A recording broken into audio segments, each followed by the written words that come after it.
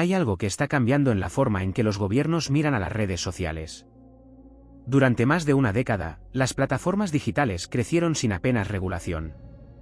Se les trató como espacios neutrales, como plazas públicas donde la gente simplemente se expresaba.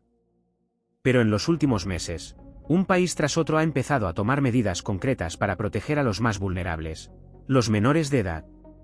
Australia fue la primera en dar el paso.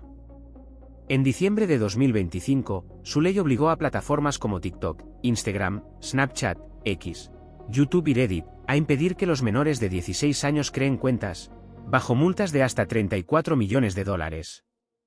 Francia aprobó en enero de 2026 la prohibición para menores de 15 años. Dinamarca hizo lo mismo para esa misma edad. Reino Unido trabaja en una legislación similar. Noruega, Malasia y Brasil avanzan en la misma dirección. Y el 3 de febrero de 2026, España anunció que se suma a esa tendencia, con una prohibición para menores de 16 años y la obligación de que las plataformas implementen verificación real de edad. No estamos ante un fenómeno aislado. Estamos ante un cambio de paradigma. La pregunta ya no es si hay que hacer algo, sino cómo hacerlo bien. Para entender por qué tantos países están actuando al mismo tiempo, hay que mirar los números. Y los números son contundentes. Según la Organización Mundial de la Salud, el uso problemático de redes sociales entre adolescentes pasó del 7% en 2018 al 11% en 2022. Eso significa que más de 1 de cada 10 adolescentes tiene dificultades reales para controlar su consumo de redes sociales, con consecuencias negativas en su vida diaria.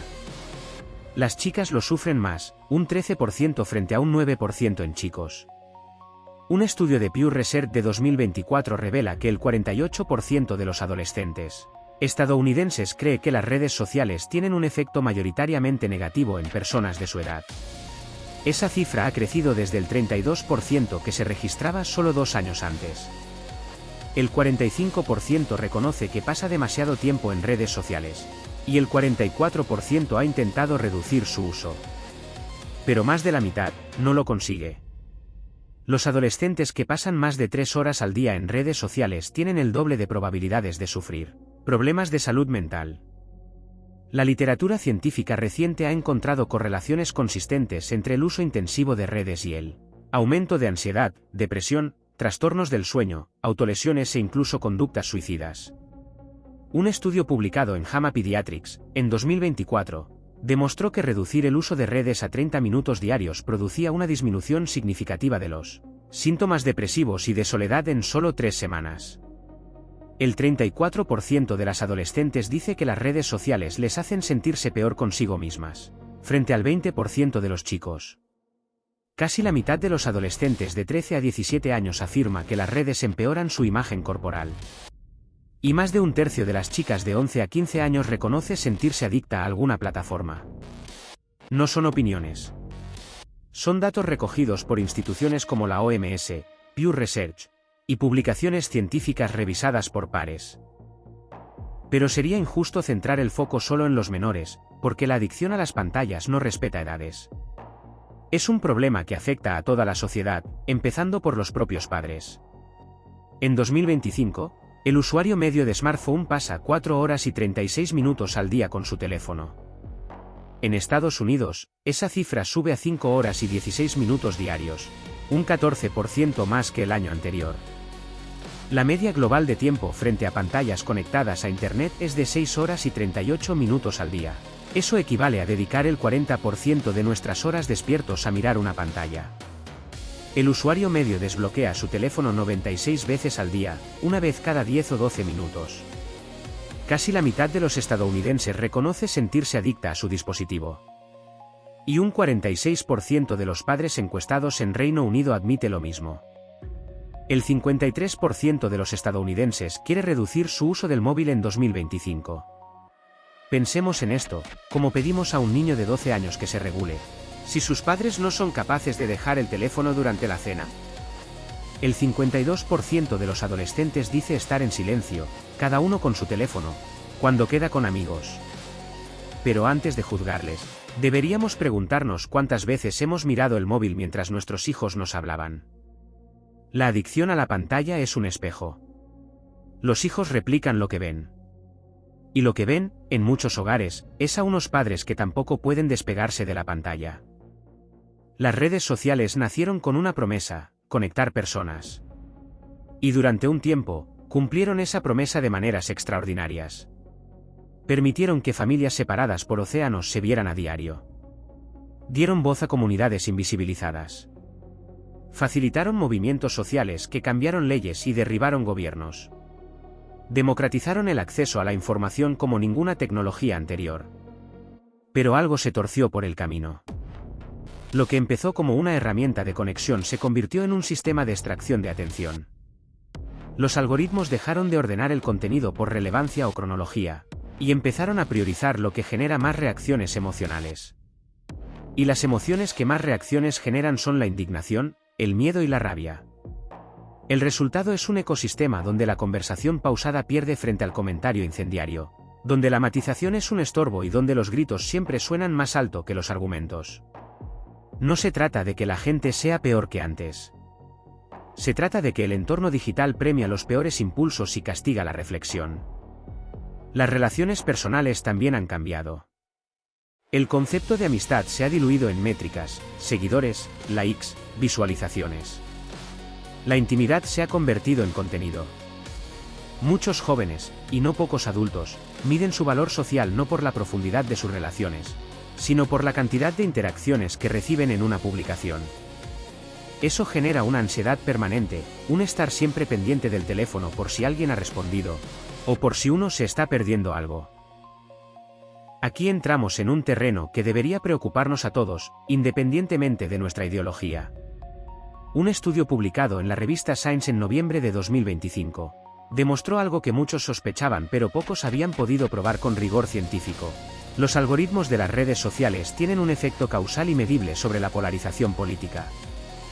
Los investigadores desarrollaron una extensión de navegador que reordenaba en tiempo real el feed de los usuarios de X, la antigua Twitter, durante la campaña presidencial estadounidense de 2024. El resultado fue revelador. En solo una semana, modificar la exposición a contenido hostil y antidemócrata desplazaba los sentimientos hacia el partido contrario en más de 2 puntos en una escala de 100. Eso es un cambio que, en condiciones normales, se produce a lo largo de 3 años. Lo que el estudio demuestra no es que la gente piense de una manera porque quiere. Demuestra que los algoritmos amplifican deliberadamente el contenido que genera hostilidad, porque ese contenido retiene más tiempo al usuario en la plataforma. Y ese mecanismo, aplicado a millones de personas durante meses o años, tiene un efecto acumulativo enorme sobre la cohesión social. A eso hay que sumar el papel de los bots. Cuentas automatizadas que simulan ser personas reales y que se utilizan para inflar artificialmente tendencias, crear falsa sensación de consenso o amplificar discursos extremistas. Investigaciones recientes muestran que los usuarios tienden a identificar como bots a las cuentas del bando contrario, pero no a las de su propio bando. Lo que significa que la manipulación funciona mejor cuanto más polarizado está el ambiente. Hay que decirlo con claridad, mucho de lo que parece opinión pública espontánea no lo es. En muchas ocasiones, el ruido no viene de abajo hacia arriba, de la gente hacia las plataformas. Viene de arriba hacia abajo, de intereses concretos que utilizan las plataformas para moldear la percepción pública. No es que una mayoría ruidosa imponga su opinión. Es que un ruido calculado, amplificado por algoritmos y ejecutado por bots, acaba influyendo en lo que la mayoría piensa. Y eso no es lo mismo.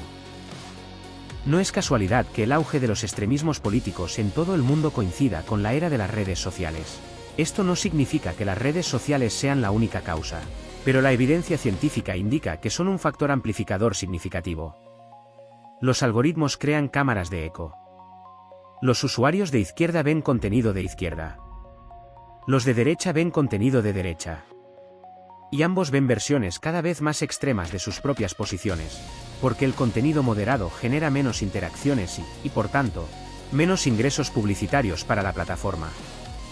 Investigaciones de la Universidad de Northeastern y del MIT han documentado que las cuentas nuevas en X reciben, por defecto, un sesgo de contenido que las empuja en una dirección ideológica determinada. No porque el usuario lo haya elegido, sino porque el algoritmo así lo decide.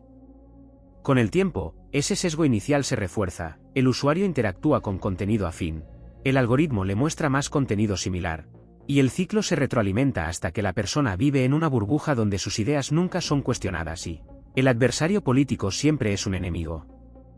Eso tiene consecuencias reales fuera de la pantalla. Cuando la hostilidad hacia el otro bando político se normaliza en redes, se normaliza también en la conversación cotidiana, en los medios, en el Parlamento.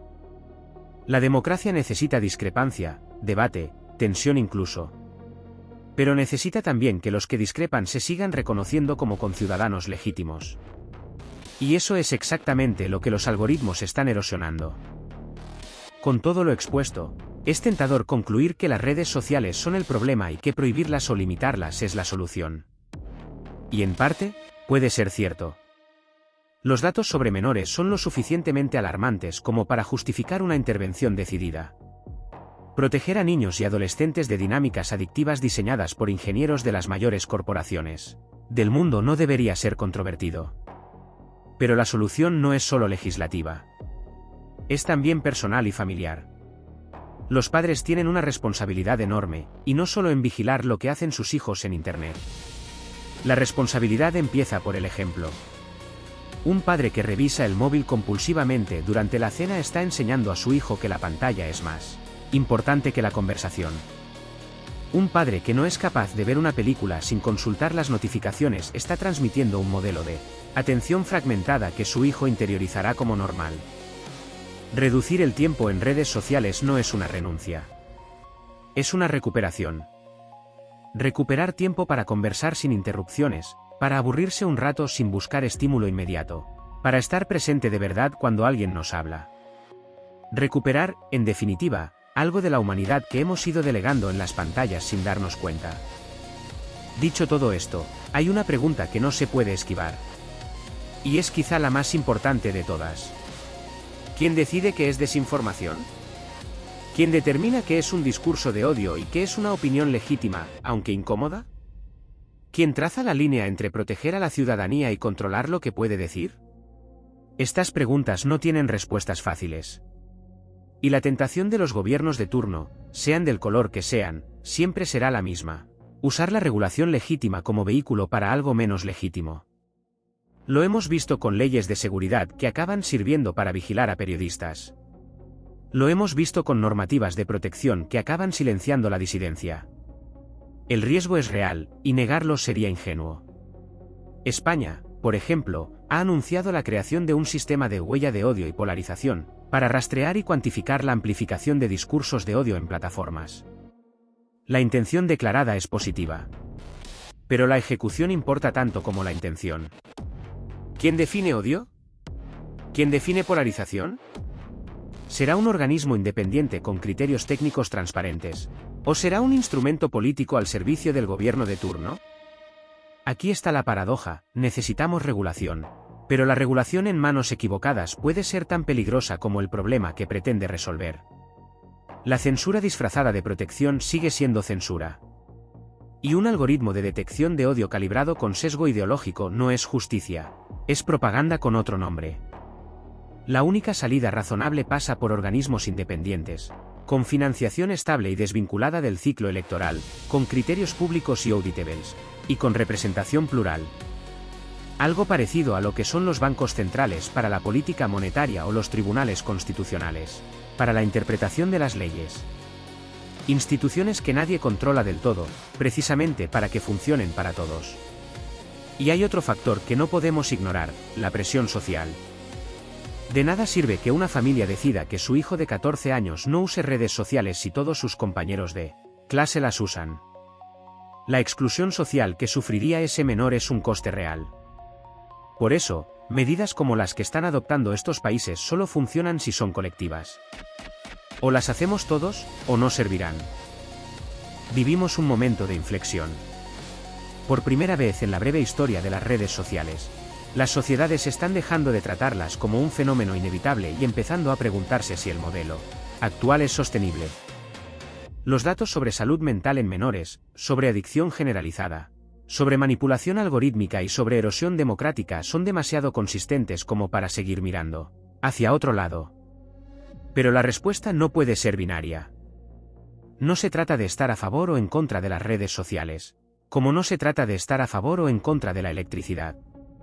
Se trata de decidir cómo queremos que funcionen, a quién deben rendir cuentas, y qué valores queremos que reflejen. Si eres padre o madre, la reflexión empieza en casa.